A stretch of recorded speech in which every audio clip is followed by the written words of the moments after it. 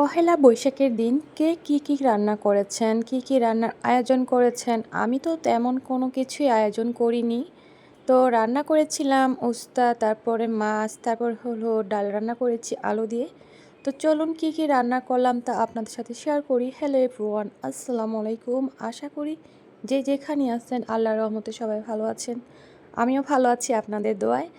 তো পয়লা বৈশাখের দিন সবার বাসায় হয়তো কম বেশি ভালো কিছুই রান্না হয়েছে। আমাদের বাসায় সকালবেলা পান্তা ভাত, ইলিশ মাছ, তারপর বেগুন ভাজা, এগুলা ভালো মন্দ মানে এগুলা কিছুই রান্না রান্না করা হয়নি।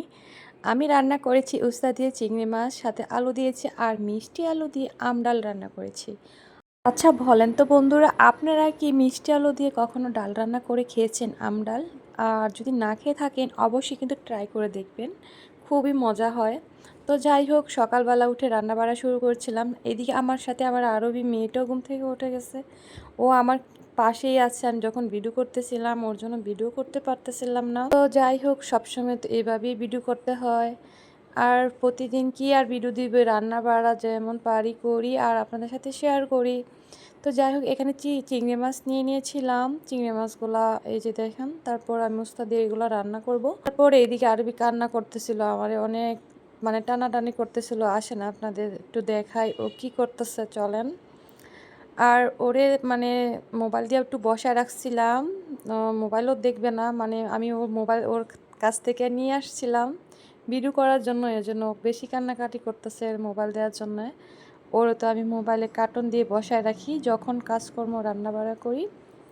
আর ঘুম থেকে উঠছে তো ক্ষুধা বেশি লেগে গেছে। তারপর হাতে টুকটাক কাজ সেরে ওরে আবার খাওয়া দাওয়া করে নিলাম। তো যাই হোক, এদিকে আমার আম ডালটা হয়ে গেছে। আবার চিংড়ি মাছ দিয়ে এই যে রান্না করবো উস্তাটা। তারপর সরষের তেল আমি প্রথমে দিছি, সরষের তেল দিয়ে ইদারিং আমি রান্না বাড়া করতেছি, মানে সয়াবিন তেলটা অ্যাভয়েড করতেছি। আর সরষের তেলটা ইদারিং বেশি খাওয়া হচ্ছে। আরবির বাবা সরিষা কিনে তারপরে সরষের তেল ভাঙায় নিয়ে আসছে। বলেন কি করব, এখন তো রান্না করে খেতেই হবে। তো ভালোই লাগে সরষের তেল দিয়ে। আমি ওদিন ডিম ভাজি করছিলাম, খুবই মজা লাগছিল। আসলে সরষের তেল খাওয়া কিন্তু খুবই ভালো সয়াবিন তেল থেকে। তো যাই হোক, অনেক কথা বলি রান্না করার সময়, ভিডিও করার সময়, হয়তো বা আপনাদের কাছে ভালো নাও লাগতে পারে। তারপরে কিছু করার নেই রে ভাই, ভিডিও তো দিতেই হবে, বক করতেই হবে। কি কথা বলবো, কি শেয়ার করব, মানে ভাবতে ভাবতে আমার সারা দিন চলে যায়। তো যাই হোক, এই দিকে তো আমার উস্তা তরকারিটা আমি বসিয়ে দিয়েছি, প্রায় রান্না শেষের দিকে। আমি আর একটু নাড়াচাড়া করে একটা নামিয়ে ফেলবো। এই যে দেখেন উস্তা দিয়ে চিংড়ি মাছটা, সাথে কিন্তু আলু দিয়েছিলাম। কেমন হয়েছে রান্নাটা জানাবেন। এখন আমরা সবাই মিলে খাওয়া দাওয়া শুরু করব। সকালে পহেলা বৈশাখের উস্তা তরকারি আর হলো আমডাল, মানে আলুর আম দিয়ে আমডাল। তো কেমন হয়েছে জানাবেন। আজকের মতো এখানেই, সবাই ভালো থাকবেন, সুস্থ থাকবেন। আবার নতুন কোনো ভিডিও নিয়ে আপনাদের সাথে অবশ্যই কিন্তু শেয়ার করব। আর হ্যাঁ, ভিডিওটি কেমন লেগেছে অবশ্যই কিন্তু জানাবেন। বিদায় নিলাম, আল্লাহ হাফেজ, থ্যাংক ফর ওয়াচিং।